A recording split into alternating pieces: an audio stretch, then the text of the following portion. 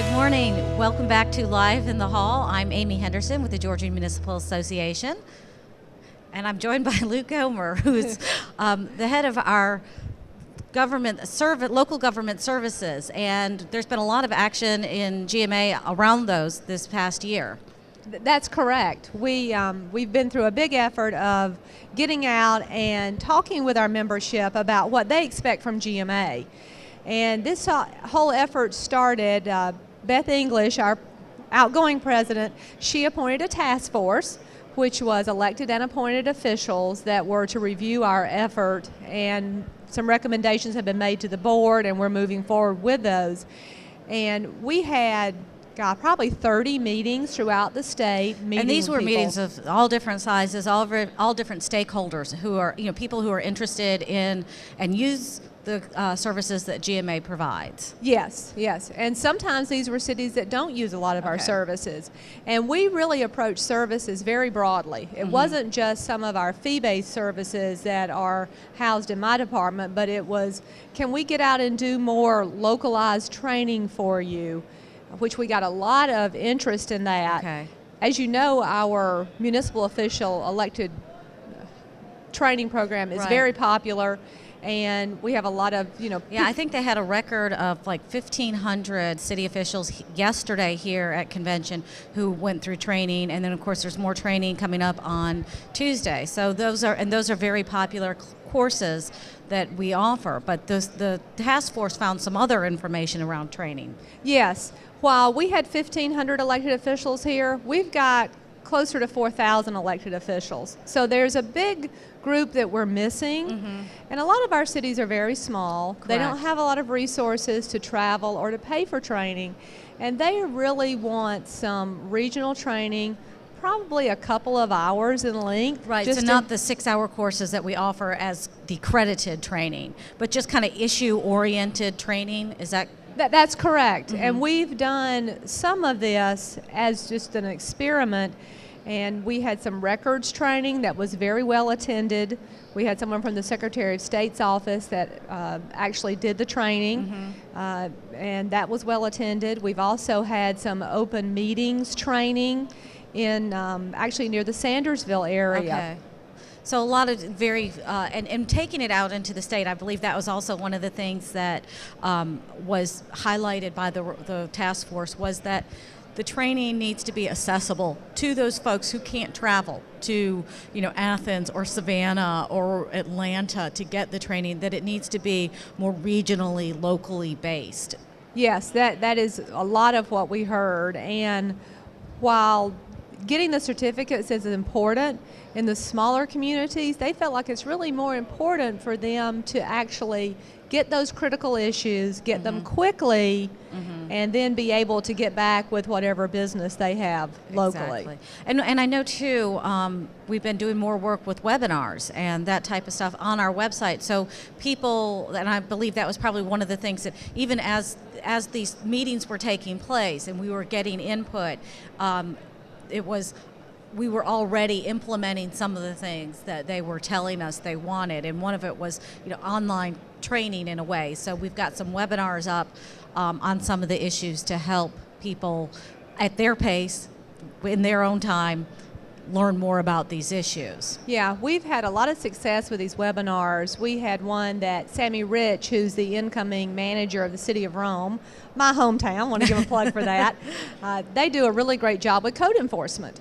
And Sammy did a presentation. It was a webinar. It was very well attended, and then we've recorded it so people can access it whenever they want to. And I've had a lot of city officials that I've talked to around the state who have gone and listened to it even after it was originally given, listened to the recording. Well, that's great. And I understand too that after the process of gathering the information, we've got the report of some of the recommendations. I think there's been a group that's been appointed now to look at other services and to evaluate possible services. Yes. I think Keith Brady, our incoming, well, our new president, he's appointed a group, which is again elected and appointed officials, and we'll be working with them as we work through the implementation of some of the recommendations. And another recommendation that we haven't really talked a lot about was the interest in cities using GMA as a knowledge resource. I mean, as you know, we've got a great website, but they said the information isn't really easy to find. It's not categorized. There's a wealth of information because we really, I don't think there's any other organization that has the history with city government like we do, and has the resources that we do to gather all this information. So it is a lot of information, and I know we've heard sometimes it is hard to find what you're looking for on the site. And one thing they really were interested in was they want to find out what other cities are doing. So they want to know, for example, which cities have tax allocation districts. Okay. So that they can then pick up the phone and call those folks and go, hey, how does this work for you? How did you implement it? Did it really end up being as good as you thought it was going to be? Was it worth the time and trouble to go through it? And that's something we don't really have. So it's more of an information sharing maybe between our members that we can facilitate. And it's interesting because a lot of that actually happens here at convention. You know, we do the concurrent sessions and the policy committee meetings and the training and all of that. But I think one of the most valuable things at the convention is those conversations that take place in the hallway where the city officials share with each other, you know, this is what we're doing and this is how it works for us. And so I think what this report probably highlighted was we want more of that, make it easier for us to do that outside of convention. Yeah, exactly. And when a city's looking at something new, it may not be when convention or mayor's day is happening. And certainly the officials who attend a lot of our training programs, they've already developed relationships with people from other cities, but that city might not be the one that's implemented whatever it is they're looking at. Right. So what are the next steps coming out of this report? Well, the next steps, the committee, I think, was appointed at our board meeting yesterday, and then we will meet with them. I think it's going to happen sometime in July. And I know I'm already working on one of the recommendations, which was around possibly an HR type of service. That's something that came up at every meeting, that cities needed help with HR. And if you remember from our interview with Dan Beck yesterday, that's something that LGRMS does some work with. And we also have some other services that could be considered HR, like employment screening, which is widely used by our members. Well, that's good. So I think we're going to make an inventory first so we know what we already do, so our members can be educated on what's already available to them, and then from there move forward with some more in-depth task force kind of groups to interview people and figure this out. So if people have ideas of things that they would like to see, or have ideas on what works well or doesn't, they should certainly be in touch with us at GMA and some of these members of the committee as well. And we'll be highlighting them in the next issue of Georgia Cities as well. Yeah. And certainly they can always contact me or Bill Thornton and give us whatever feedback they have. Great. Well, thank you so much, Lou. And, we're always trying to make sure at GMA that we're listening to our membership, because our membership is what makes us an organization. And so it's great that we're out there getting this information, and we certainly encourage anytime any city official has an idea for GMA or how we can be better service to cities to let us know that. Exactly. Right. Thank you. And we're going to go check in with Aileen out on the exhibit hall floor. Hi, I'm standing here with Georgia Henderson. She is the Public Information Director for the City of Douglas. And Georgia, I know the city has lots of fairs and festivals every year. Tell us about those. Yes, we do have many festivals each year.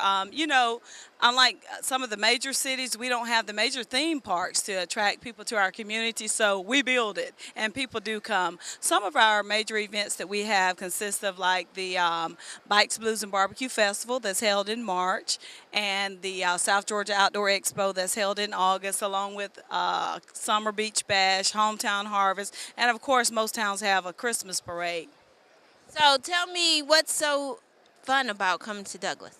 Oh, what's so fun about coming to Douglas is we try to build our events so they're family oriented. So as people love to travel, they can come with the entire family to come and visit.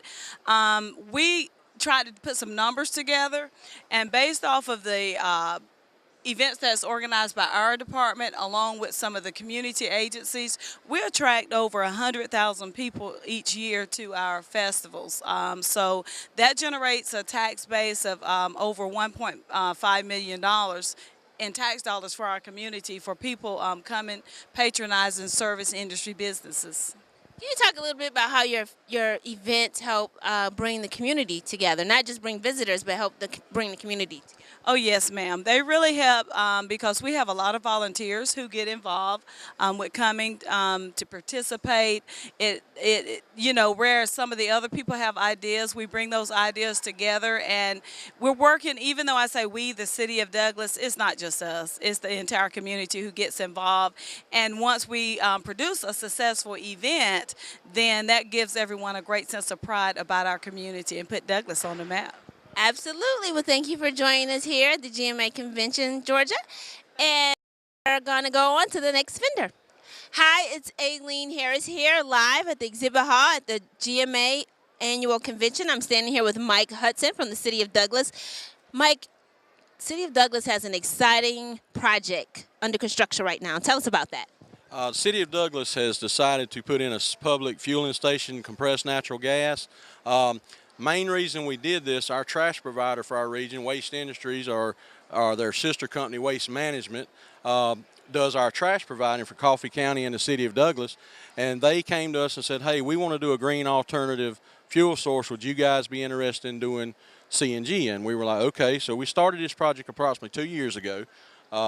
And it was just a benefit for them because they are a very green company, thank goodness for companies like Waste Industries. But we've also changed some of our fleet. This truck behind me is our first investment. We're also going to do 5 police cars after July.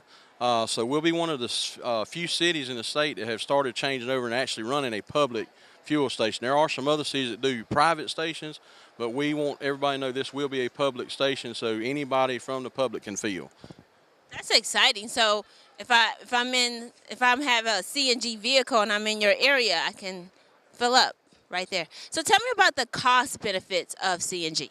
CNG right now, average across the state per GGE is about $2.35 versus gasoline is ranging right now anywhere from $3.47 to $3.53.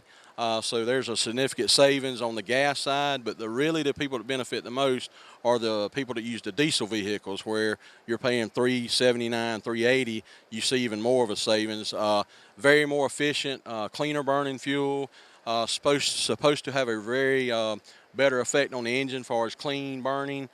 Just a very good clean fuel. A lot of power companies now are using natural gas for power generation because of the coal being so dirty. The EPA's wanting the coal plants cleaned up. So Georgia Power is the largest firm natural gas holder in the state right now.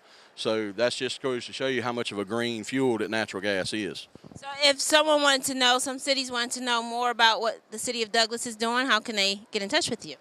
They can contact us at www.douglasnaturalgas.com.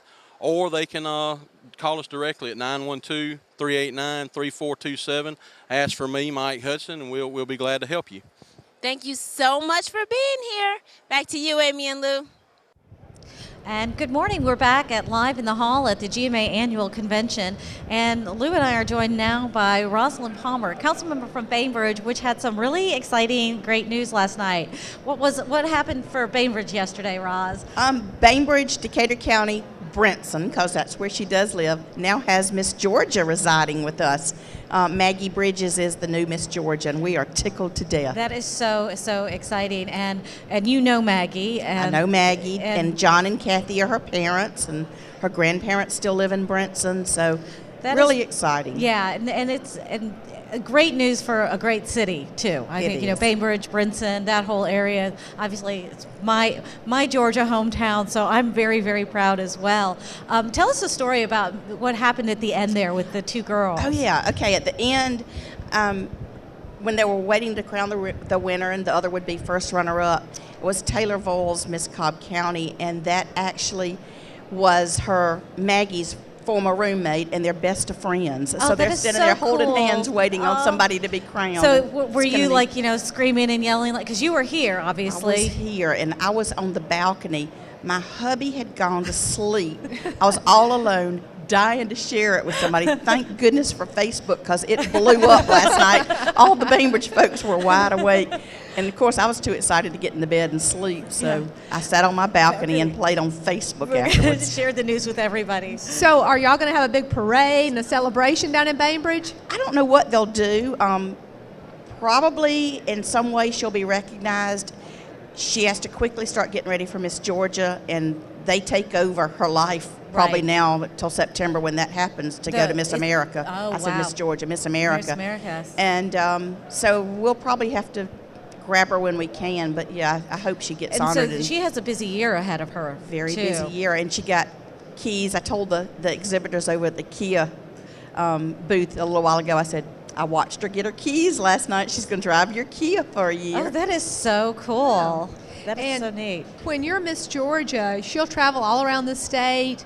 Yes. And she'll have some type of an issue she's involved in. Has she selected that yet? Or? She has, and she will travel the state, and she's also a Georgia Tech student. I don't know if she has to put that on hold for a year, or she's going to still so try to smart work 'em. and beautiful. Absolutely, and maybe GMA can get her at Mayor's Day or something That would to be so make neat. an appearance. Yeah. And what's her talent that she did? Sings. Maybe she can do the national anthem That for would us. be awesome. That would be awesome. And I know you guys are so proud of having somebody from home, because you've got so much great talent in Bainbridge anyhow. Yeah. And we do all over Well, she's Georgia. just such a good girl inside and out, and that's what makes it really nice. Yeah, especially when you know that about her, and know her Yeah. family and all. And Yep. and Bainbridge and Brinson, very family oriented community. So it is.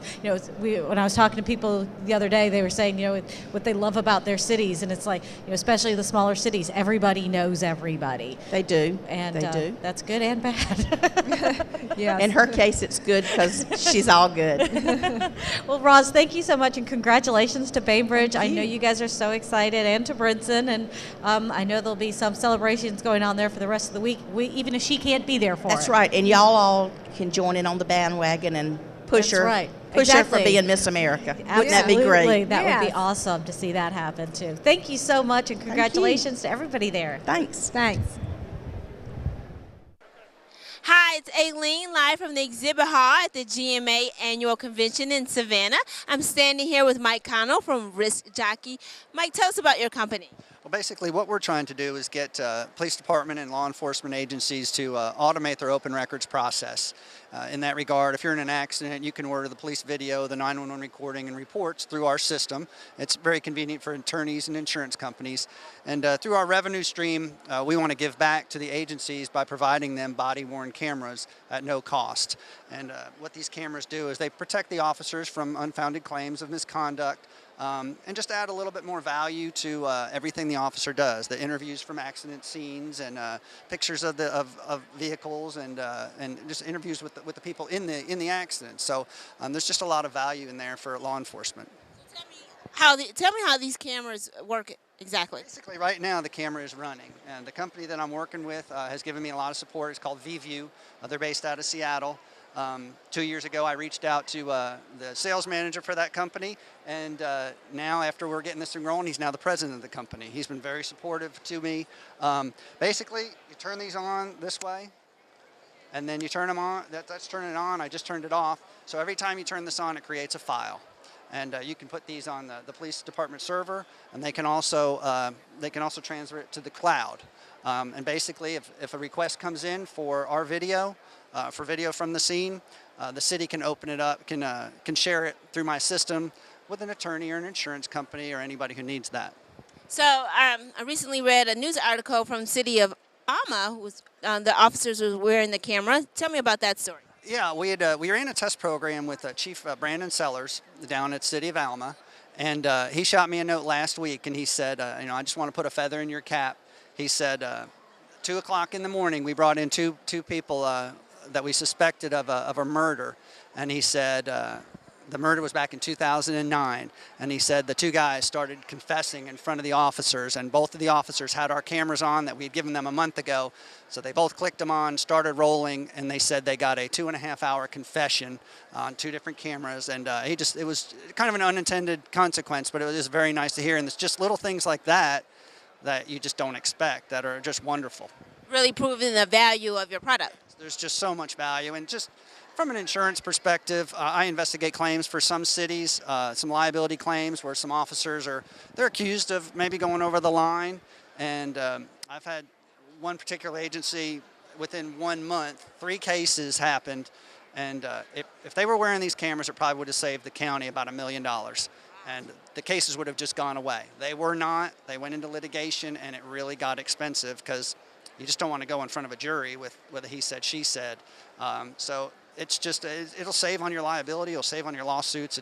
They're a tremendous asset. So tell us how city officials can get in touch with you. Basically, they can call me at Risk Jockey. It's my 800 number is 1-888-RSK-JCKY, and they can just call me, Mike Connell. You can also get on the website and make a request for evidence through our system and just see how it works. And what's your website? It's www.riskjockey.com. Thank you so much for being here. We appreciate it. Right now I'm standing here with Charles Branch from Retail Strategies.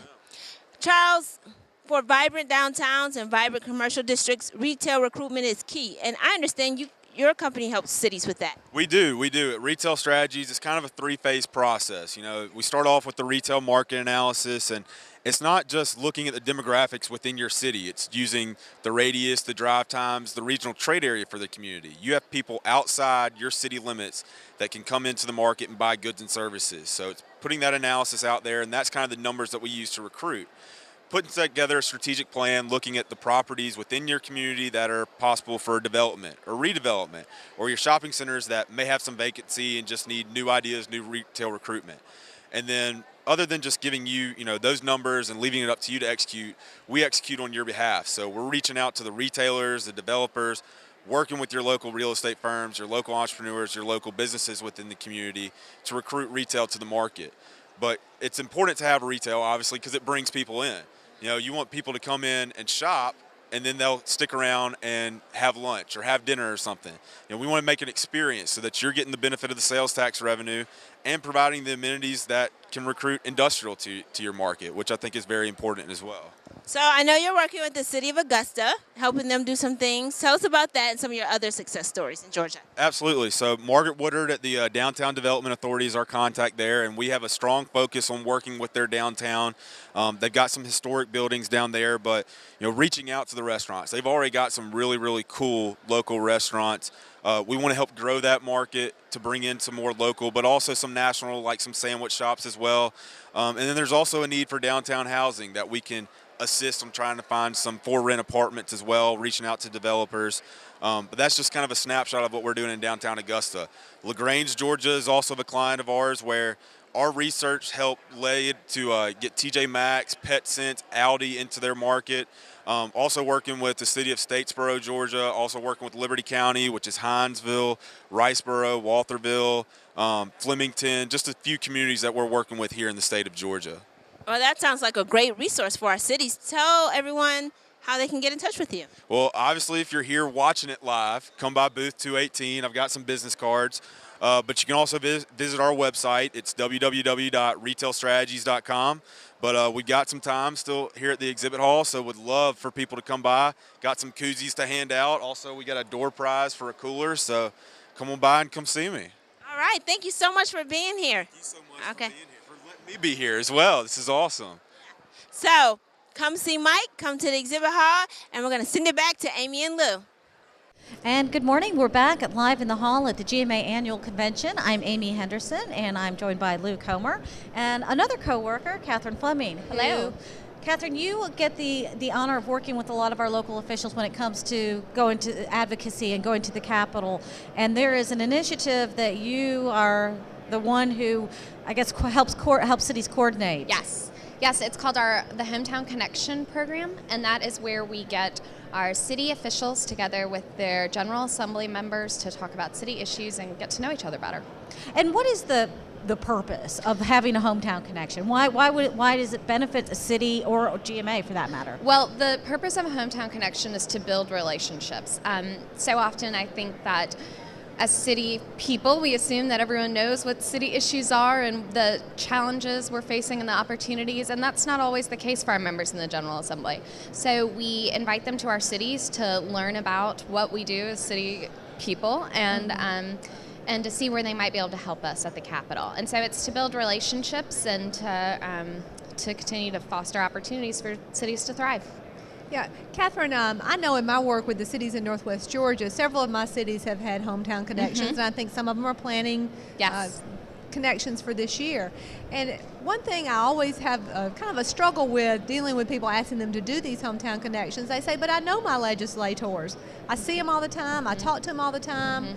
But what is it you do at a hometown connection that might be a little more extra, I guess, than just you seeing them around town and knowing them? Well, first of all, it's great that oftentimes our city officials already have relationships in place with their legislators. That is awesome. What's helpful with a hometown connection is that you invite a GMA lobbyist to come as well, and that way your legislator identifies GMA with your city, so that when they see Marcy or Tom or Justin or Ruchi or Michael or me coming down the hallway, they don't think, oh, there's just another lobbyist. They think, oh, that's my city. Well, it's sort of like those I think they're AT&T commercials where it's the whole team behind. Yes. You know, it's like it's not just you, it's everybody. Yes, exactly. So they see you, but they actually see the entire city coming at them too. And I want to stress too, a hometown connection does not have to be a full day program. I mean, that is fantastic if you take them on a whole tour of your city, but it can also be as simple as sitting down for lunch or for breakfast with your legislator, a GMA lobbyist, and some city staff. Yeah, and also I understand that some of our cities will invite the smaller cities around them. For example, I know Cartersville, when they have a hometown connection, they try to bring in all the cities in Bartow County so they can speak with a unified voice and they can help their smaller cities have the same to tell their story as well. Relevance with the legislators. Absolutely, and that's also, I think, great for our legislators to see that cities are together and they have similar challenges, and to show that we're a unified front, if you will. I know Blairsville and Hiawassee and Young Harris almost each year host a joint hometown connection program, and they rotate between which city it will be held in, and it's been really well received. Now, what cities this year? I know there's been a couple cities this year that have had a hometown connections, and others that are planning them. Tybee Island is planning one coming up in July, and Union City just had one a couple of weeks ago, I believe. So we're really excited. And I know I heard it. from Macon-Bibb County that they're planning one probably, I think they said in August or September. Is there a particular time of year that it's best to do? Ready to rattle? That's always fun too. 5 minutes from now, 9:30. Pause for we're going to keep going through this. Is there a best time of year to have a hometown connection?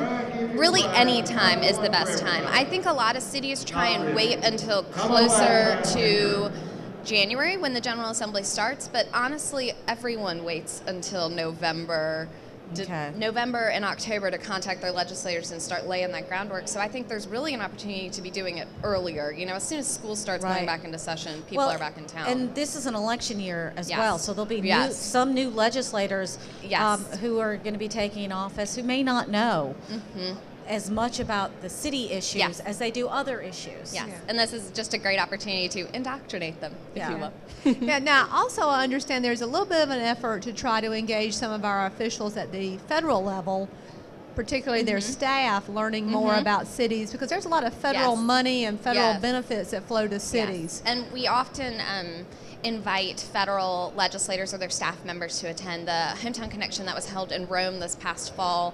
There were representatives from, and now I'm blanking on whose office, but some of our federal officials were also represented as well. Yeah, I attended a Hometown Connection in Rome where it was just for their federal legislators, and I specifically remember Tom Graves and his staff being there and how impressed they were with what the city was doing with the money that was coming down from the Community Development Block Grant Program and all the improvements they were making. So I thought that was a great story for Representative Graves to have, because a lot of times I think there's, from the congressional level, we don't want to give anybody any money. And I think that's a really great point to use the word story, because that's what we're trying to do with these hometown connections. We're It's to trying tell your story. It's to tell your story. It's not just these random bills that are passed in the General Assembly, but tell your city's story. How does it affect you? What are you doing with that? With whether it's those funds or in reaction to a law that's been passed. And it's an opportunity to show legislators to say thank you to them when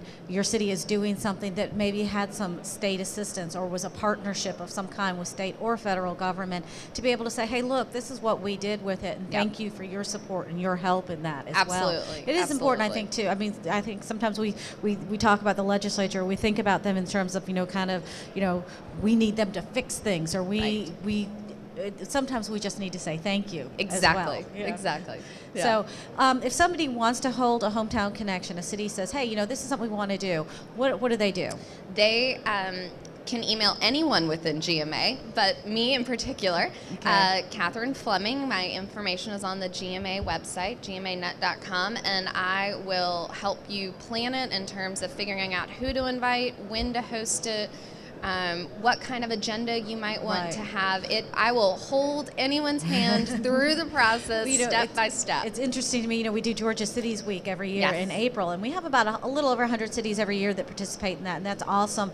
And one of the activities that takes place is some cities do the equipment display, and it's amazing how many adults like to come out and touch a truck, Yes. And it's doing that kind of stuff with the legislators. Like, hey, you want to get in the garbage truck? Here's your chance. Absolutely, absolutely. There's something about that hands-on experience. Yes. You remember it. Exactly. You remember it after. So I hope that we have some more cities doing that this too. year, and Catherine will get them in touch with you if they contact any of us. Please. Thank you so much. Thanks, Catherine. And Aileen, back to you. Peachtree City. Hi, it's Aileen, live at the exhibit hall at the GMA Annual Convention. I'm standing here right now with Richard Baggerly with Answer Metro USA. That is correct, yes. Richard, tell us about your business. We are a call center and telephone answering service that answers, started out as a general purpose answering service, but over the years we've also focused on certain areas. For example, about a decade ago, we started answering lines for cities and municipalities.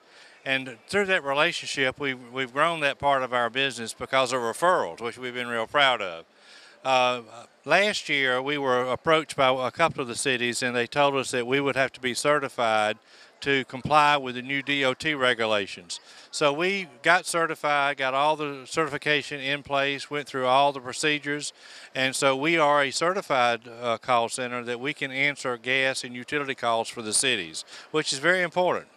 So tell us the benefits of having an after-hours answering service. Well, the benefits are really vast. When you think about outsourcing, we can manage those calls after hours. It frees up the city staff to do other things. We're there 24 hours a day, 7 days a week. So at night, when the city's employees are not there, we can pick up those calls and answer them for them. So the benefits are also cost, and the way we manage the accounts. We have very sophisticated software and equipment that allows us to go in and personalize what we do for each city. All of them may operate a little bit differently, so we can set it up so that when we are dealing with their account, it is specifically geared for them. And our staff is trained. We've got 35 employees. Some of them have been with us for 30 and 35 years. The average tenure is 10 years. So we've got a very trained, competent staff that can do the job. You offer personalized professional service. That's great for cities. And tell us how cities can get in touch with you. How you can get in touch with me? AnswerMyLine.com. AnswerMyLine.com is easy to remember. But also, the name of the company is Answer Metro USA, and of course, our phone number is 404-363-9795. Thank you so much for being here. We appreciate you. It's been terrific. Thank you for having me. Thank you. And I'm standing here with Alan Burns for the Coastal Regional Commission of Georgia, and you're also part of the Georgia Association of Regional Commissions. So tell me, what service do you guys provide? We provide a numerous level of services for local governments, both municipal and county, and we work with all state agencies throughout the state to provide another level of service for all of our citizens. And by the way, welcome to the coastal region. It's great to be here. So tell me about some of the special projects that you're working on. One of the big ones this year that we've just started on is setting up a geographic information officer for the state. Our state, there's a strong need to have all of our geographic information systems throughout the state, and there are numerous platforms all on one level working together. So we're working with state agencies. We've applied for a federal grant to fund a position for 2 years to begin setting this up. And this will make it to where all of our cities and counties can work better together and have a uniform stream of data across all jurisdictional lines. Tell me more about the benefits of having this data on one platform. The biggest thing is that we all speak the same language and we would all use the same system. And part of this will be converting some of the systems that are different from others to where they can all talk to each other. Anything else you're working on? We're just trying to help all of our municipalities and our counties throughout the state and working with our state to provide services for all of our citizens. Thank you so much for being here. We appreciate it. My pleasure. Welcome to coastal Georgia. So that's going to do it for this vendor, and we'll be going on to another. Meanwhile, we'll send it back to Amy and Lou. And welcome back to Live in the Hall. I'm Amy Henderson with the Georgia Municipal Association with Lou Comer, also of the Georgia Municipal Association. We're here at our annual convention. I think this is our 81st annual convention, so not my personally. I've only been here about a third of that, I think. But we're always thrilled to be back in Savannah with our city officials. And we're joined now by Danny Bivens with the University of Georgia's Carl Vinson Institute of Government. And Danny, I can never remember the name of the particular division that you're in, but you guys work very closely with local governments around the state. I know it's a very strong partnership that GMA and ACCG and others have with the Carl Vinson Institute. Tell us a little bit about what your division does for local governments. Well, I'm in the environmental planning program, and we have a great partnership right now with GMA. One of the things we're doing is the Georgia Downtown Renaissance Partnership.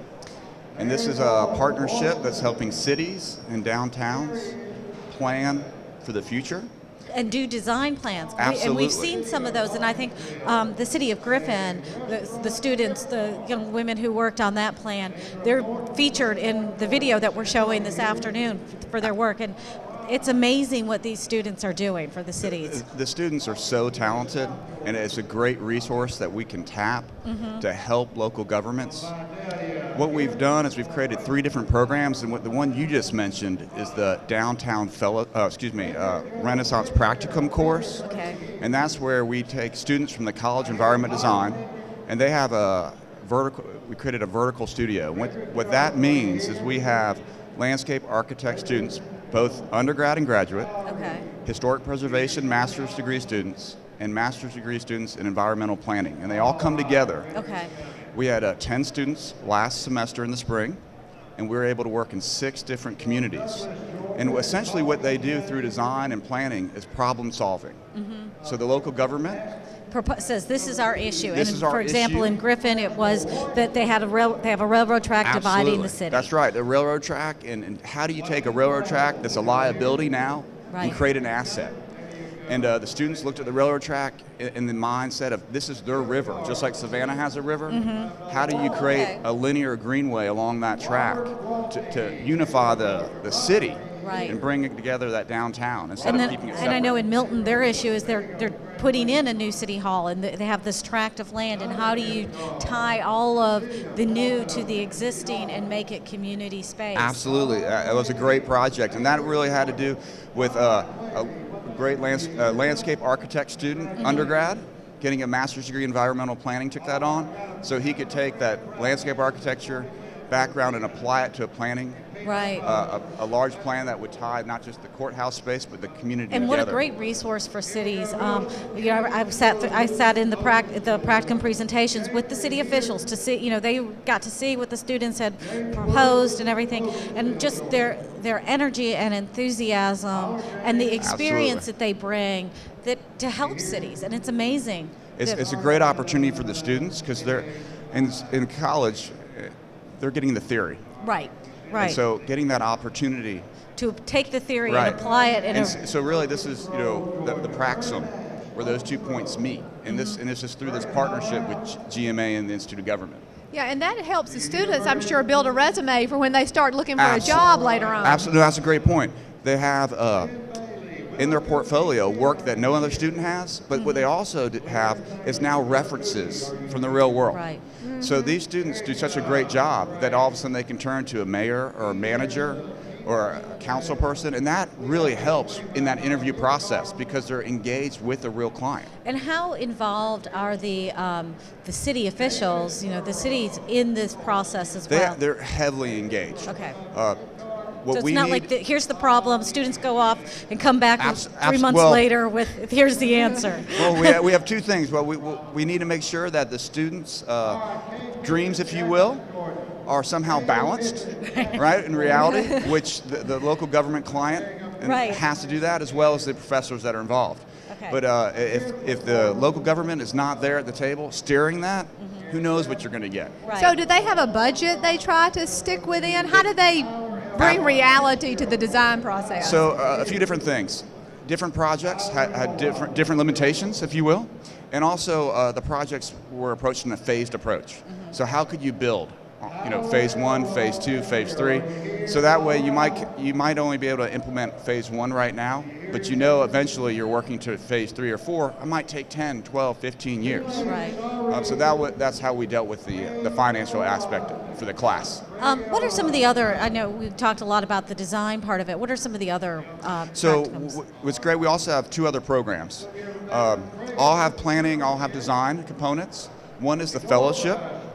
The Renaissance Fellowship has 3 students each summer, and what we do is we supervise them in our studio at Institute of Government, but they're working in 3 different communities. So this summer they're in Noonan, Fitzgerald, and Hapeville. Okay. And so they go there often, they meet with their leadership there, they've been assigned or created with them a scope of work, and they're literally going through that checklist, doing project by project. Okay. And it takes 12 weeks, and they're working 40 hours a week. Wow. And it's an incredible amount of work that they can produce in one summer. And so far what we've done is just blow away our clients. Yeah. And another resume builder for these students. Huge. And also these students are politically motivated. They're thinking about the public sector. Right. And what we teach in college is a lot is thinking about that private sector industry, which is wonderful. Right. But the public sector also needs these types of students and this type of experience. So what we're really doing is creating that foundation for the future. So we have really politically savvy students that have always been doing service in their community, and this is just another way to continue that. That's great. Yeah. And then what's the third? Well, I think the biggest project we have out there, and the one that can help cities kind of start to finish the most, is the Renaissance Strategic Visioning and Planning process. And that is a combination of faculty as well as students and staff that come to a community and help do a strategic vision and plan, or a master plan with what I say without all the bells and whistles. Okay. So it's streamlined, it's a lower cost, and what we do is we focus on the short-term work program, and we make sure that's taking place before we even leave the community. And Cedartown's a great example of that. Yeah. Bainbridge is another great example, working in Perry right now. We're about to be working in Americus, and we've had a lot of success because before we leave, that community is implementing that plan. Yeah, I know in the city of Cedartown, they have just been so excited about what you've been able to do.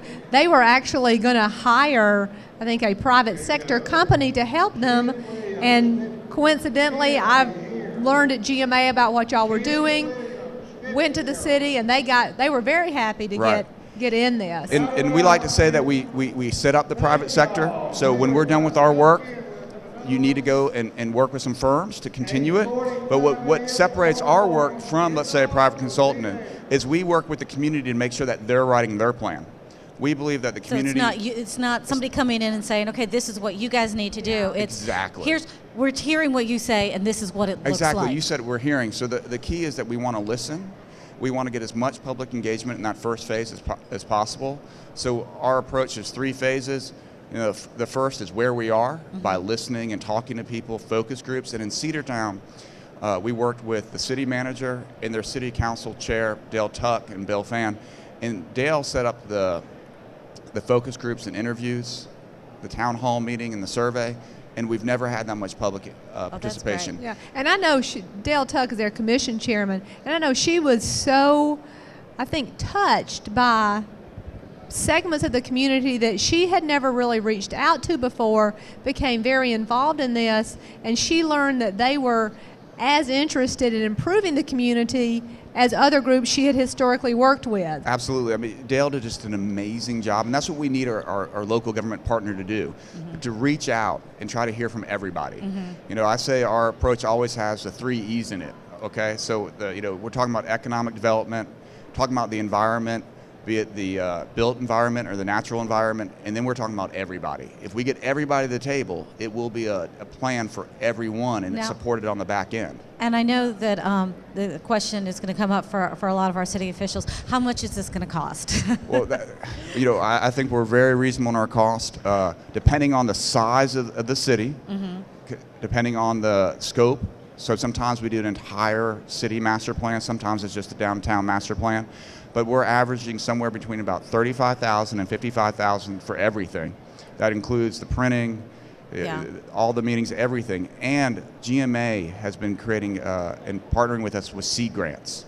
So they're helping the communities with about $6,500 to $7,500 per as a seed grant. That's great. And it's a great partnership. And we're doing about 4 of these a year. Yeah, and if people are interested in seeing some of the design work that the students did this past practicum with, I think it was 5 or 6? So we had 6 cities? 6 cities and 10 students. And what's great is the work right now is on display. Yes, so they can, it's in the hallway, up on the big signs, and people can see the awesome work that these students did. It's really amazing. And what a great, I mean, it just, to me, it's such a great resource for city officials to realize that this exists for them. Absolutely, and it's through GMA. GMA's our partners that solicit the projects, and they will do that again this fall. Okay. So everyone needs to look out for that email. I was going to say, if they're interested in this, how do they get involved? Well, please contact Perry Hyatt, Chris Higdon, or Becky Taylor. Okay. Or tell one of your regional reps, obviously. But our partners at GMA have been those 3, and they've just done an outstanding job. Yeah. And you'll see them also doing the focus groups with us, and they get in the community, and they help throughout the project. Danny, thank you so much for being with us, and thanks for being a part of that partnership too, because it is just amazing, and it's, we talk about win-win all the time. This is definitely, without a doubt, one of the biggest win-wins that we can come up with. It's exciting, and it's fun, and those students bring so much energy and hope. It's a great partnership. I would like to bottle just a little tiny bit of their energy. I'll take a lot now. Thank you so much. Danny. And go back out to Aileen out in the hall. Hi, it's Aileen, live from the exhibit hall at the GMA Annual Convention. I'm standing here now with Taylor Wilkins for Gov Deals. And Taylor, tell us how you work with cities to help them get rid of their surplus property. Okay, what we do is this. We get the cities signed up, and then we're able to get cities selling from a seal bid or an auction platform to posting their items online and getting what we feel like a lot more bidders and a lot more money for their surplus assets. And it's been important through the years. I think we now have over 400 clients in Georgia alone. We have about 6,500 clients across the United States. But whether it be police cars, old computer equipment, video equipment, you name it, we've sold helicopters. But cities can benefit because what was one time was going to be selling locally and only bringing so much money, we feel like by our bidder base is around 300,000 plus or minus, and our total bidder base with all our parent companies is over 2 million.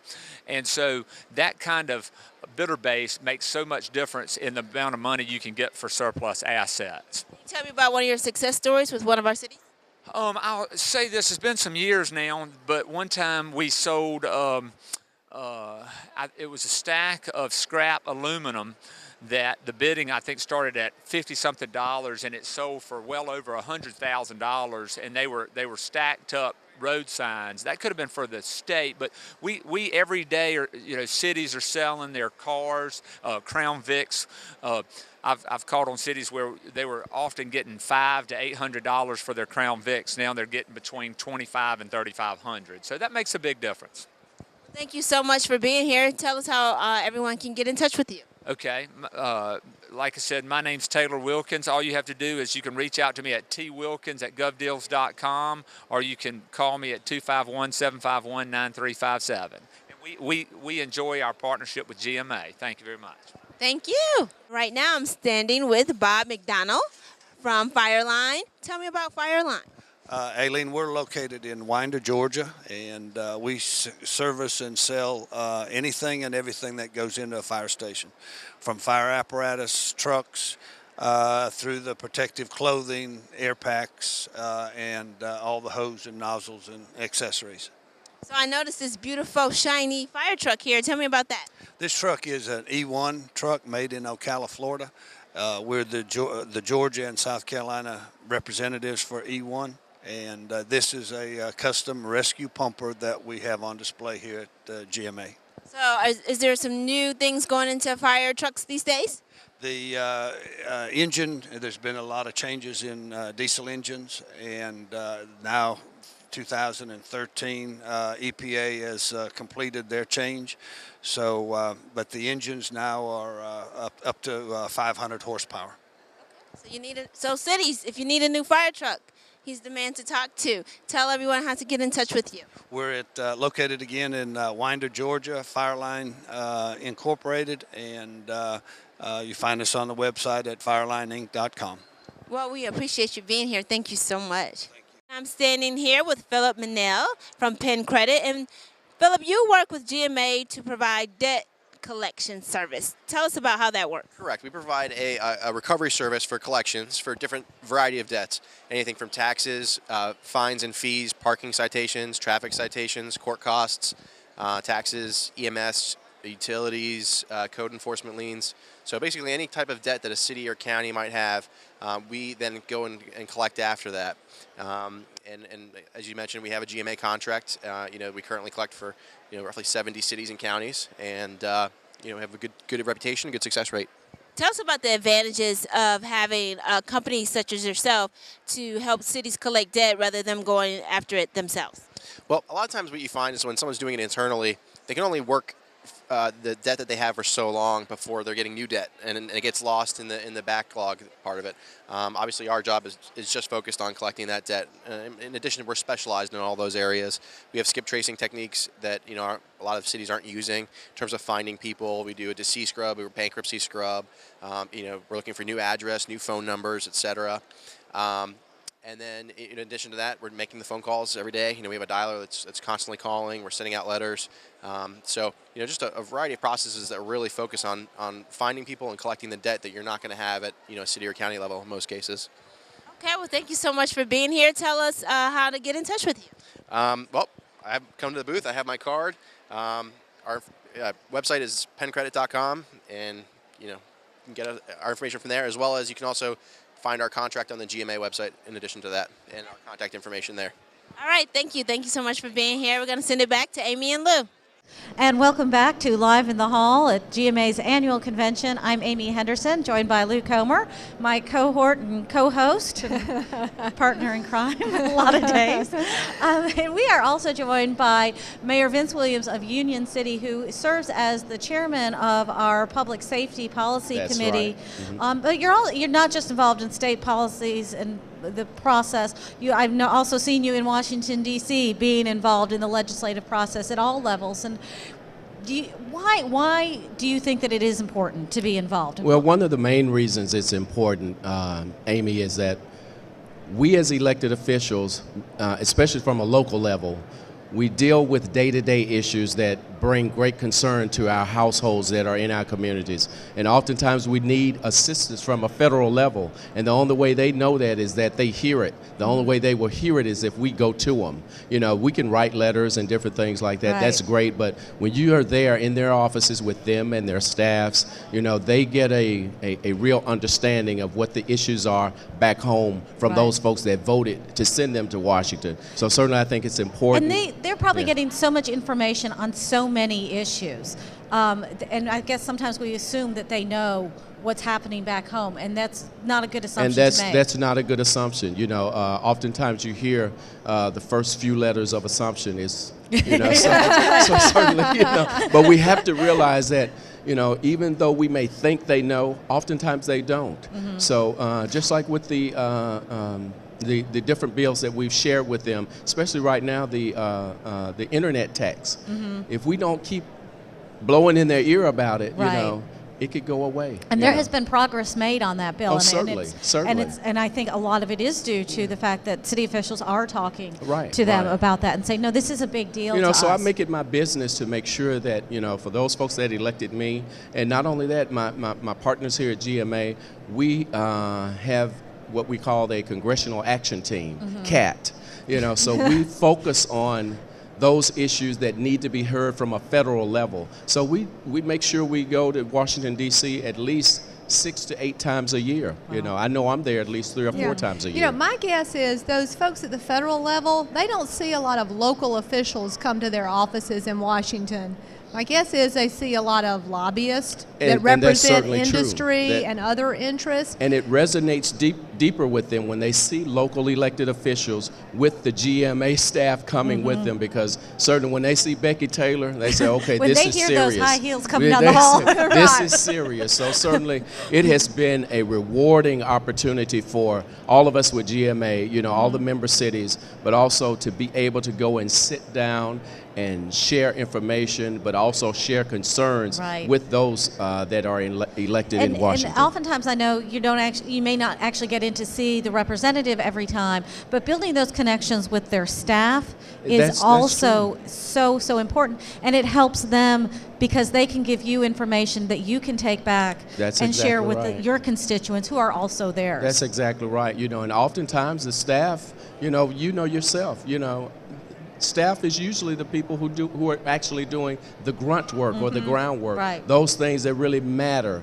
You know, so certainly it's always a pleasure to meet with the elected official, but you get so much more out of meeting not only with them but also with their staff as well. Yeah. And you build those relationships. Now, you're involved a lot at the General Assembly at the Yes. state capitol, too. Yes, indeed. Yeah, I can share. You know, part of being involved in the state level. You know, because as a local elected official, you know, you need help from the state and federal level. You know, when you need those dollars, you need them. So they need to hear that, hey, I need help. And that's one of the benefits of a hometown connection, because we just did our hometown connection back in April, and we were able to invite, you know, our congressional leader, our federal Senator Johnny Isaacson, folks from his staff, but also Senator Saxby Chambliss' staff.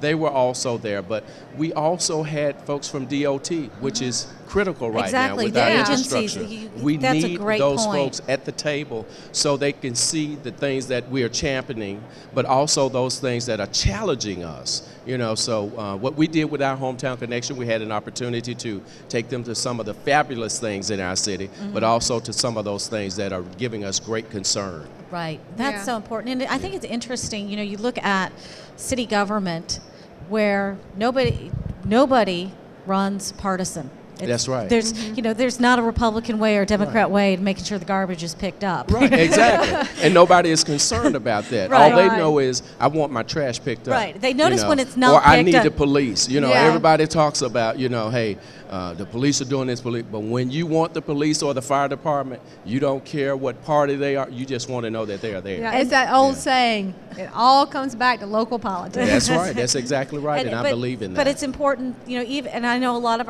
of city city officials, they don't see themselves as politicians. Right. It's public servants, and that's so very true. You know, I certainly feel that, you know, in my heart, you know, I feel that this is a calling. And that's why I feel that what I do matters, not just for me and my family, but for those that have elected me and those that didn't, you know, vote for me. Right. I'm still their mayor. I'm still their elected official. You know, I was blessed early this year to be appointed by our governor, Governor Nathan Deal, to participate as a member of the County Municipal Probation Advisory Council. And that's a big issue. And that's a big issue, you know, and certainly those things matter. You know, as the chair of a public safety committee, those things matter to all of our communities, not just any demographic. It's all demographics. Exactly. Right. Yes. And it cuts across party lines as well. Indeed. Yeah. Yes. Some folks may be a little intimidated, maybe, or not unsure. They don't know how to get involved in the process. Again, you know, they don't see themselves as being political, even though they are elected officials. Right. What advice, what tips would you give them on how to get involved in the process, and maybe not even make it not a political process, but to get them involved in talking to their legislators or their congressional leaders? The first step is doing it, you know, because you go to the polls and you vote for these folks. So you have an open door to them. You know, when you elect an official, even if you didn't vote for that official, they're still your official. So certainly you want to make sure that you have a connection with them. There are ways you can reach them. You know, I mean, with social media, you know, you can get on the Facebook page, you can tweet, use Instagram, but one of the best things you can do is often call or send them a letter. You know, they love to get information from us, you know, from the standpoint that citizens are concerned about what they're doing and what they need to be doing. Yeah, and I have to imagine as elected officials, they're very interested in hearing from their constituents too, because they that's, are. I mean, they ran for office, I'm thinking, to do something good for their community. So that's important and that's to why engage they're them there. with that. You know, they want to know, what is it you need for me to be paying attention to? Because there are so many things that they have on their table. Competing you know, so for their attention. Exactly. You know, got to kind of point out some things, put the underline under there some you issues. Go. Highlight it. Yes, indeed. Maybe put a little That's it. star next to it. You know, but you know, one of the things from a local level, you know, I'm noticing a lot of communities where the citizens don't even attend council meetings. You know. Doesn't mean that you got to be there to beat up on your elected officials. Just be there to hear what's going on, because one of the things that concerns me is when we make decisions for our communities, people come around and say, well, I didn't know this. Right. You know, so just get engaged. Just being a good citizen in general. Do like you tell your children. Pay attention, get involved. Right. You know? Oh, so not sit down, don't talk. Not at all.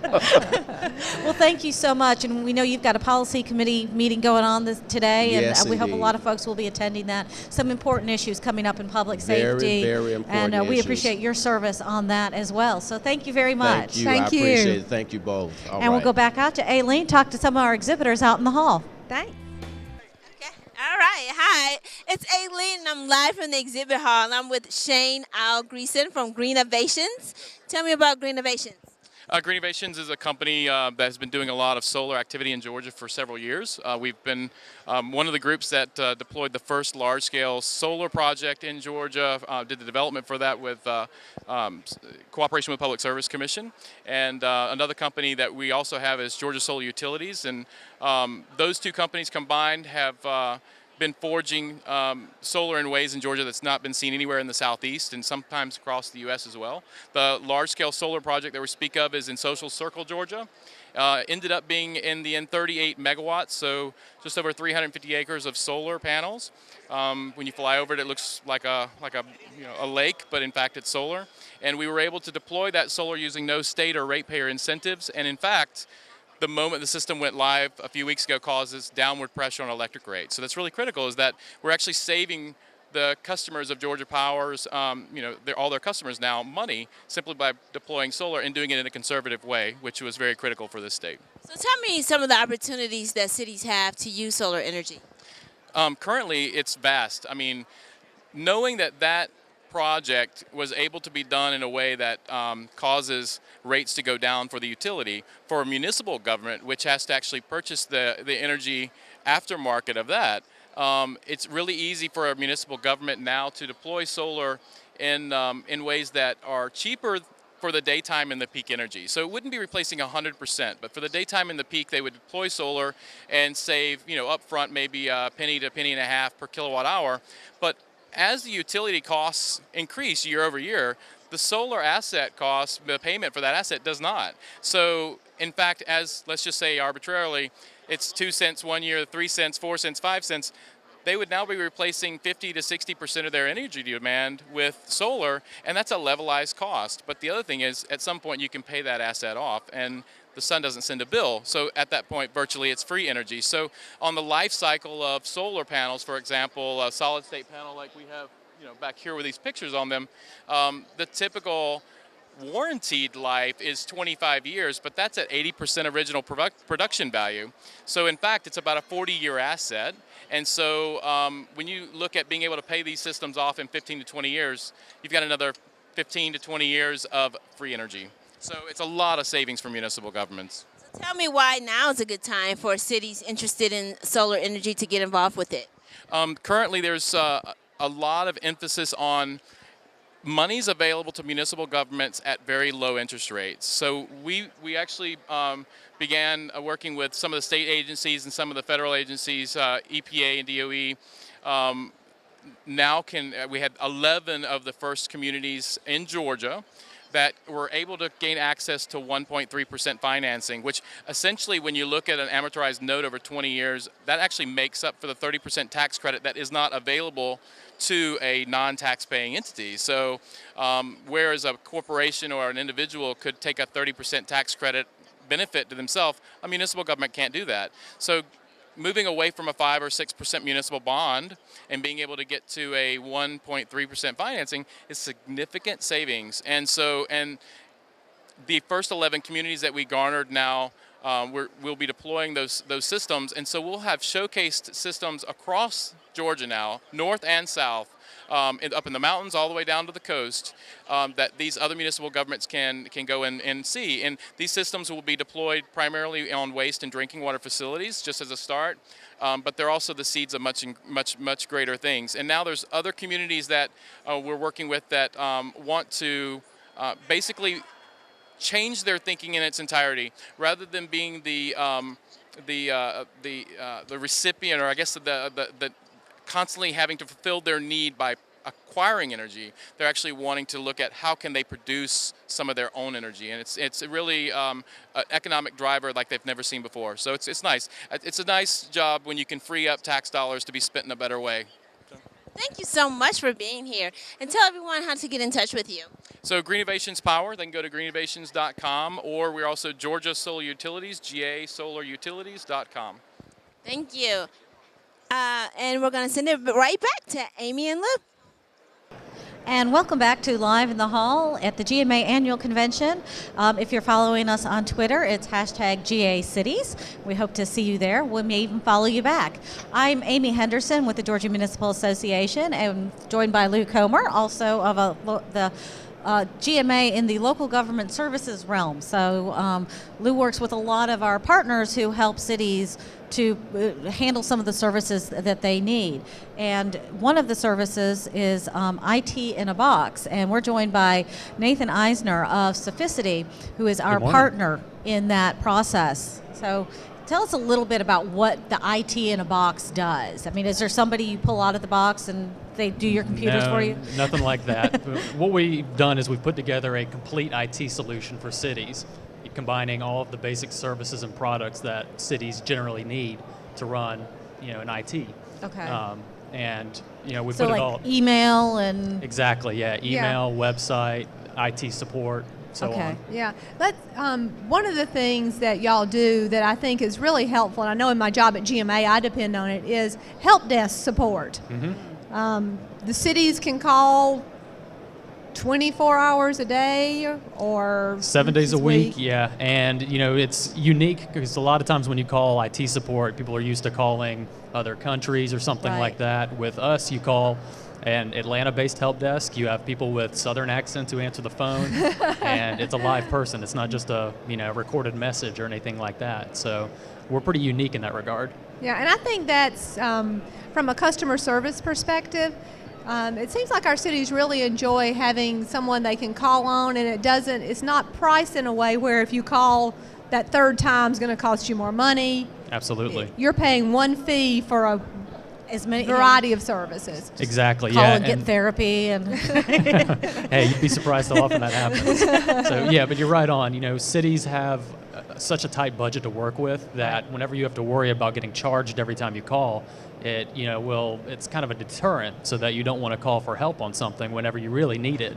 Right. And so we've taken that away by, call us as much as you want. Yeah. Tell us a little bit about the website service. I know y'all have a content management platform, but you also help with a little design work. Tell us more about that. Yeah, so our website process is all inclusive. So we design the website with the city, and once it's in place, we'll update it for them, manage it going forward. And some cities will like to update it themselves, which is what the content management system is. But in reality, most cities just don't have the time to do it. So they can send us updates and we'll do it for them. So they send you the content and do it for them. Yeah. So it really is like having an IT department where a lot of cities cannot afford to have an IT department. That's exactly the goal behind it is, we should be the department for them. And, that said, I mean, bigger cities that already have a department, we can work with them and just kind of fill in the holes. Okay, so you kind of supplement what they may already have. Exactly, yes. And you're operating now not just in Georgia. I know it's based in Georgia, started in Georgia, but the good news has spread. That's right. Yeah, we are now in Kentucky and Arkansas. Okay, very good. But of course, Georgia is your still favorite. Of course, always. Yeah. And we have, 20 plus cities? 22 now, I think. 22 cities that are using this service, which is really a good number, we feel like. And we serve a certain segment. It's more of our medium-sized and even smaller cities.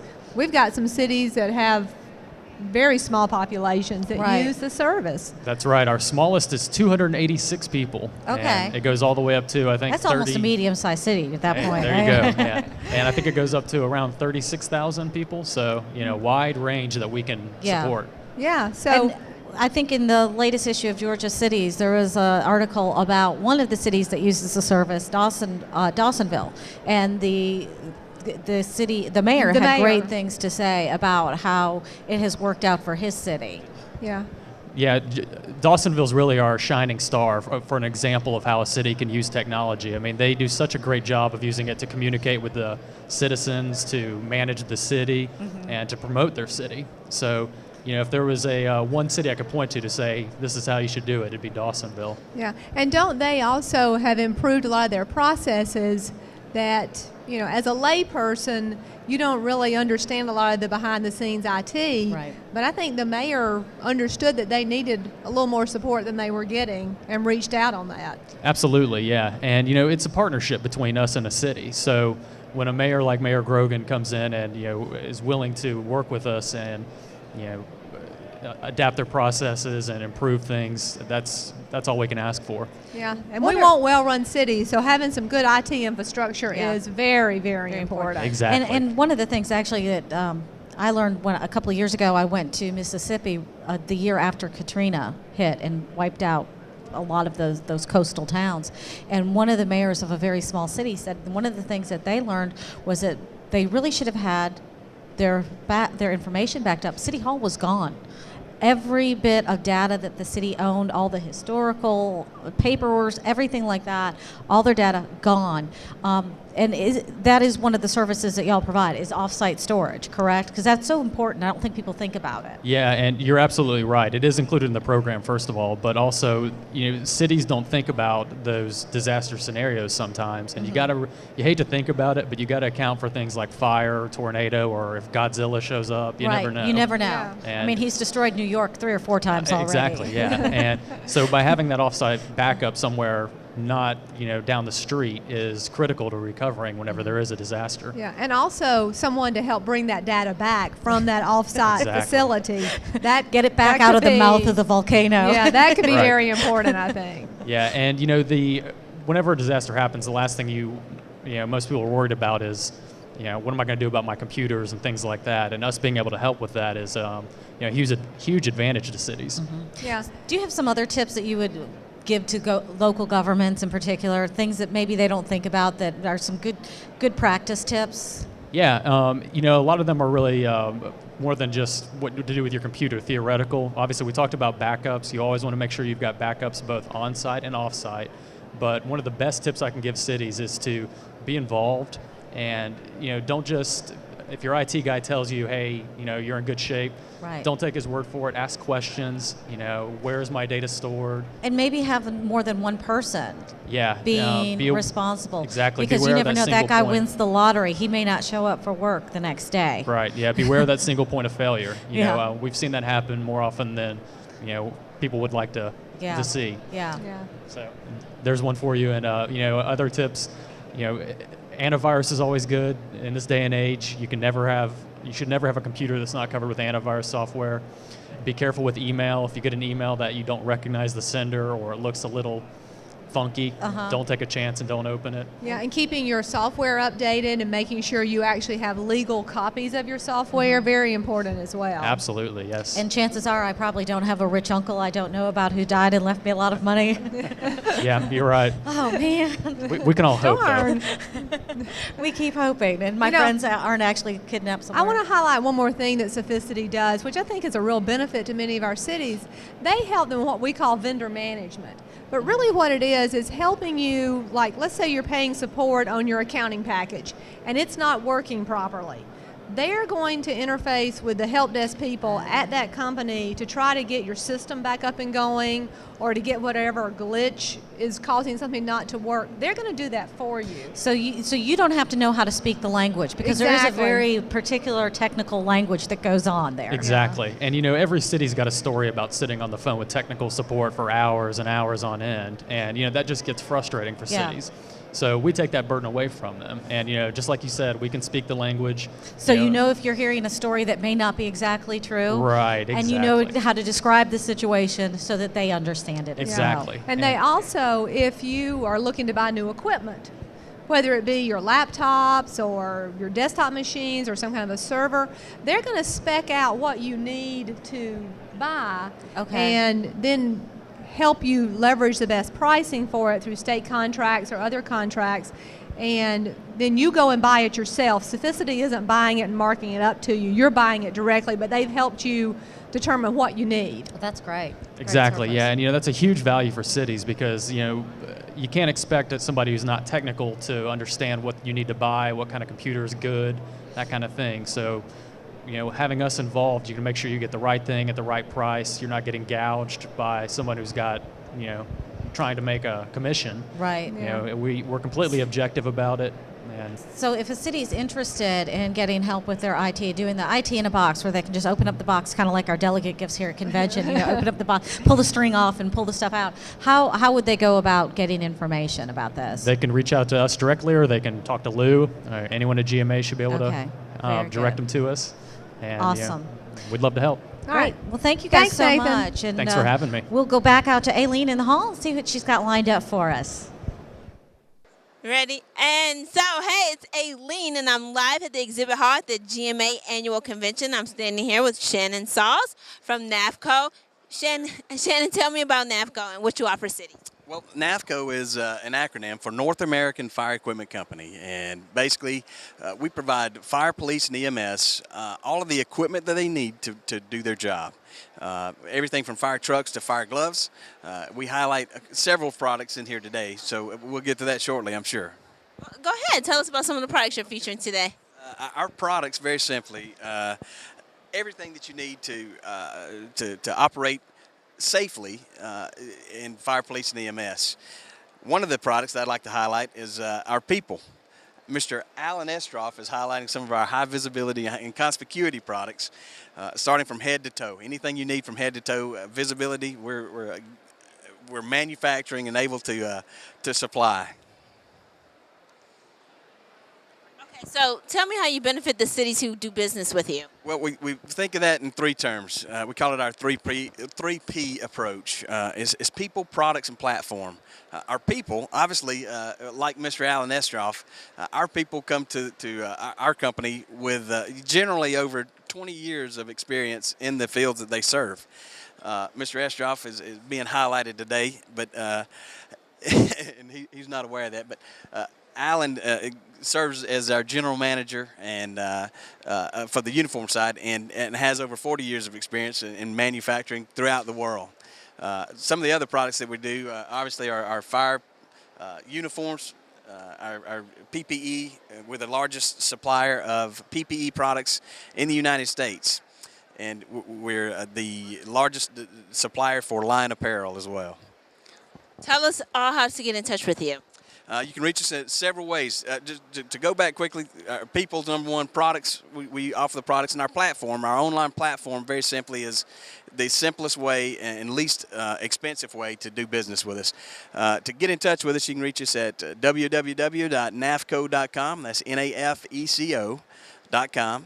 You can call our 800 number at 800-628-6233, and certainly find us online at any time. Thank you so much for being here, both of you. Thank you. So come and see the folks here at NAFCO. I'm standing here talking to Spence Downs with Mobile Town Guide. Tell me about what Mobile Town Guide is. So it is a mobile directory. It's a tourism destination marketing tool that really helps to bring people in and show them what's in a city. It's highly customizable, and our idea is to let each city put their own personality out on the web so that anybody coming into town with a smartphone can easily access it. So tell me, what type of cities is this product for? Well, we're actually targeting smaller and medium-sized cities. What we've done is done a test run with Athens, Georgia, and we've gotten it to the point that we can recreate this at a low price for you. So what we're trying to do is bring small cities the same tools that big cities have to promote their destinations, to really promote all the attractions that are there in that small city. So give me some more of the benefits of this application. Oh, absolutely. So because it is for small cities, what we've done is made it very easy to manage. It's going to take no time for the city. There definitely won't need to be another employee to manage it. It's just an administrative role, and all the businesses and the attractions enter their own information. So it's something that's really low time as far as managing it. Also, the price point is really low.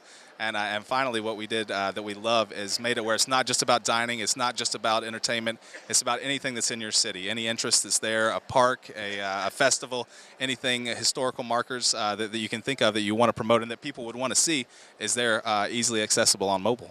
So tell me how a city can get started with you. Well, they just give us a call. We're doing a lot of demos in July. It's a one-time startup fee and then a little monthly payment to keep everything up and running and to keep our support going. We're going to be developing new stuff all the time. It's a really easy setup process. Just like I said, we don't want to give a city a lot of extra hours to work, so we have a form.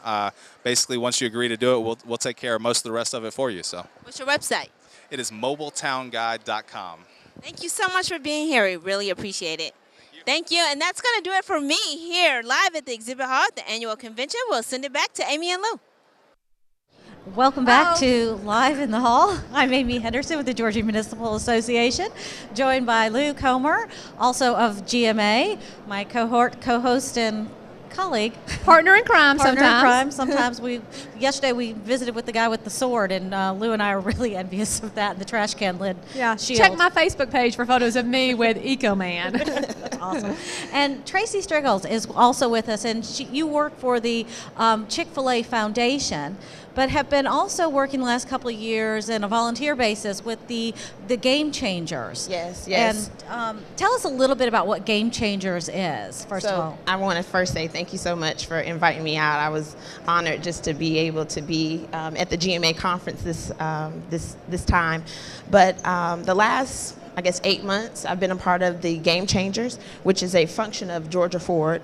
And on Friday, we actually had the opportunity to present our results based on an issue that was proposed back in, early January.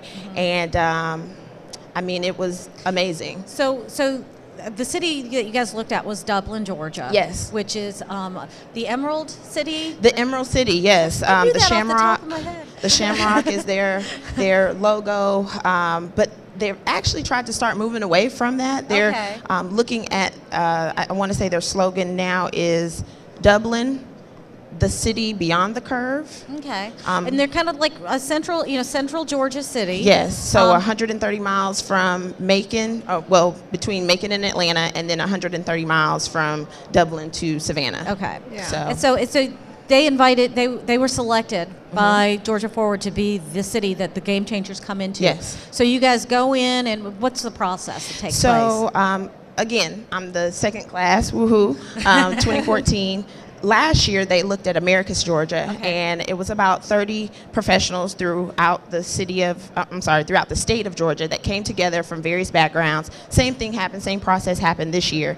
They come in from various backgrounds, nonprofit, medical, education, city government, and they're posed a problem. I don't like to say problem, issue concerning Dublin, and based on various backgrounds, we are split up into groups. I was in the heart of Dublin, which looked at a particular issue with drawing in and keeping millennials in the city, and expanding the city. And you know, that's such a big issue for a lot of our cities, is retaining young talent. So often you hear they go off to college and then they go somewhere else to work, and oftentimes they may return back to their hometown later when they have a family and there's opportunities. But that is such a big issue. And it was interesting you say that, because a lot of the and it was very data driven. I mean, we had tons of people that would volunteer their time just to kind of come and talk about their experience in Dublin, actual people of Dublin, citizens of Dublin. And a lot of them said, I love Dublin, but I have to leave in order to appreciate it, to come back. So our mission within my group was really to see, how can we keep them here? There were so many untapped resources that were in Dublin that we noticed, but we really wanted to highlight it in a way that would keep those millennials here and grow their families actually in Dublin. So what were some of the recommendations that came out? So we had 3 recommendations total. The first recommendation was something that actually was already on the books. They had looked at this Riverwalk expansion about 5 years ago, but due to funding and just not a true champion of the project, it just kind of fell on deaf ears. And so we really went back in, dug deeper, gained some data on it, and was able to represent it in a way that I think using some T-SPLOST dollars and some right. That's right, because they are one of the cities one of the regions that passed the T-SPLOST, so they have that as a resource. So that was excellent that it kind of came all together at that time. The second recommendation was a senior living facility. Dublin is a registered, I may be saying this wrong, registered senior citizens through some organization that gives cities certification for senior living. And so we were thinking of proposing on that Riverwalk, a senior citizens living facility. I don't want to say senior citizens. We call them active adult lifestyle living. Very good. There we go. Like that. Yeah, And we're Amy and I are getting closer to that. So we're far from that. So and then lastly was Riverwalk, senior citizen, and bike trails, increasing the amount of bike trails that are there, because it's such a beautiful city. I mean, it's very pristine. It's very interesting, I think, with the younger generations and even the baby boomers. They started, the baby boomers started jogging. We have to give them credit for the joggers.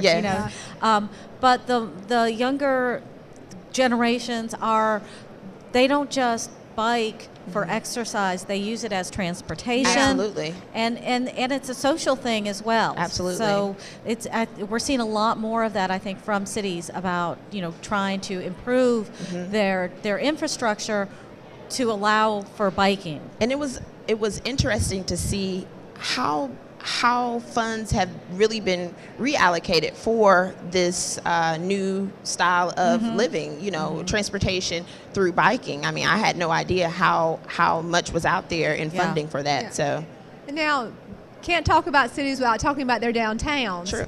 And last year on my way down to convention, my husband and I spent the night in Dublin. And we went downtown and had dinner, and it was interesting how many people were out, and I believe they even had some downtown housing, if I recall, and so which is real attractive to young people, I think. It is, and that's the thing about Dublin that we were so excited to be a part of. The momentum is there. It was really just trying to corral the right people at the right time, and I really feel that Game Changers was able to do that. I mean, at our presentation, we had the mayor there, we had the city planner there, we had some key individuals there, and mind you, some of the individuals from city administration were actually part of the inaugural class Part of of the Game process. Changers. Okay. So they brought Game Changers to So Dublin. they saw what happened in Americas, and wanted that's to- still an ongoing process, Yes, of course. it is. We were saying earlier, they're looking to reevaluate and see where they are based on the Kinda do a- recommendations. So Follow up. check. What's Yeah. the criteria in the process to become a game changer? Well, you have to be an awesome individual. No, I'm just kidding. I'm just kidding. That goes without saying, yeah. But no, really, you really have to, at its essence, honestly, you really have to have a heart for community, because it's a lot of time that is taken out of your day to day. Megan Duke was our, I guess, leader of our group. And she was awesome, but she had a full-time job, you know. So I would say that the first criteria has to be dedication. You can't enter into it because it's not the traditional networking. Hey, here's my business card. It's actually a group of individuals that are coming together for action. You're taking on another job. Absolutely. Yeah. And y'all come from other parts of the state. You're not from the community you're working in. Is that correct? You're not. So, and I think that's the beauty of it. You're bringing You see it from a different perspective than the people who always see it. Exactly. So you're bringing people from all over the state, from different backgrounds, from different professions. I want to thank my boss, Rodney Bullard, with the Chick-fil-A Foundation. He has been, and my whole team has been awesome with allowing me to go down and really understanding the need of community. Our focus is youth and youth education, but access to education deals directly with city planning and those issues. So this was a great opportunity. And before we go, I would like to hear a little bit about what the foundation is doing these days, because it's a great resource for education. And, Absolutely. And that is one of the things, education is so important to so many of our city officials, even though they don't have a direct influence, you know, their direct responsibility for it. It is something that is very, very dear to their heart. So how does the foundation help with that? So the Chick-fil-A Foundation, it's about 3 years old at this point. We've been really charged with showing the community that it's not just about philanthropy. It's not just about, it's easy to give money. The Cathy family has always had a heart for giving. But we really want to, and through various initiatives, we partner with the Junior Achievement of Georgia. We just opened about a year now, a multi-million-dollar complex where you have a financial literacy experience for 6th and 7th graders. I learn how to handle money. Yes. Ruth, you appreciate this? Yes, I do. As a finance person. Exactly. Absolutely. And exposing those kids to the fundamentals of financial literacy.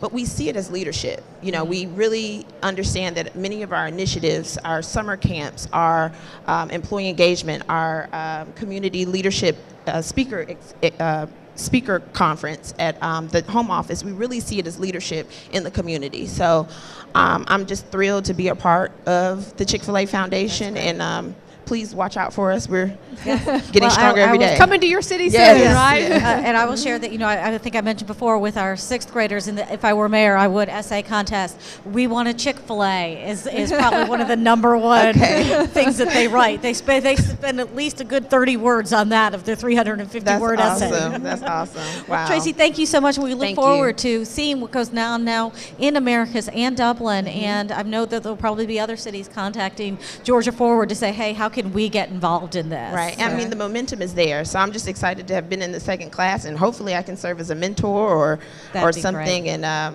thank you so much. Pleasure to meet you. Thank you. And enjoy the rest of the conference. Yes, thank you. And we're going to wrap it up for this year at Live in the Hall. It has been a great fun. We've got so much planned for today here in the Trade Center in Savannah. We have policy committee meetings going on this morning and this afternoon. We will be adopting our 2015 legislative platform at the business meeting tomorrow afternoon. So it's important to be part of those legislative policy committee meetings to really get an idea of what the issues are. Great opening speaker this afternoon with Ron Sims, former Deputy Secretary of the Housing and Urban Development, and also Commissioner, I believe, from Kings County, Washington. I'll try to get that right. And our opening video this afternoon will also feature Tracy with Game Changers and talking about how cities are creating excellence by design around the state. Thank you so much for joining us. If you were not able to be here in Savannah and are watching on the web, we appreciate it so much, and hopefully we will see you here next year. Thanks so much, and have a great day. Hey, and don't forget, there's lunch in the exhibit hall, so you don't have to leave here to go across the other side of the river. That's right. Thank you, Lou. It's good to see everybody. Thank you.